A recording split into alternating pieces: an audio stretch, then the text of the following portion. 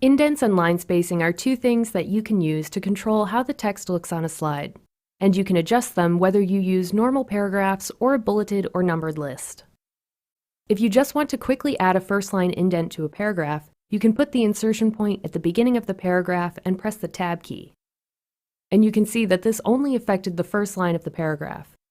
So if you add a first-line indent to each paragraph on a slide, it kind of helps them stand out from one another, which can make the text a little bit easier to read. There's another way to change indents, and this affects all the lines.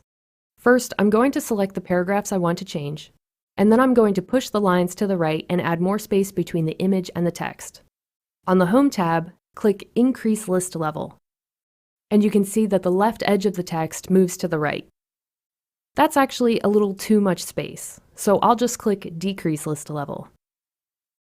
The other thing to notice is that when you change the indent, the font size changes too. So if you want the text to be a specific size, you may have to readjust it. You can also use these methods to change the indentation on a bulleted or numbered list. And one reason you might want to do this is to create a multi-level list. You can select the lines you want to change, and then click Increase Indent Level. And this is a multi-level list because these items form kind of a sublist that is organized under this line.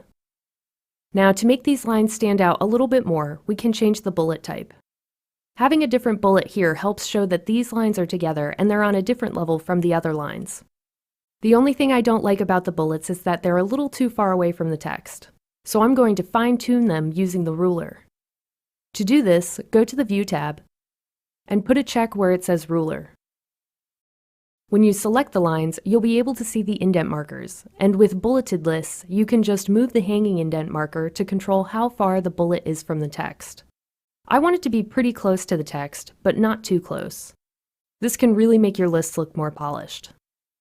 Now I'm going to go back to the paragraphs. And I'd like to adjust the spacing in between the lines to open this up a little bit. So you can just select the paragraphs, and on the Home tab, go to the Line Spacing command. You can choose a line spacing value here, but I'd really like something that's in between these two values, say 1.3. To do that, just go down to Line Spacing Options and type in the value that you want here. While we're here, we can adjust the paragraph spacing, which is the extra space before and after each paragraph.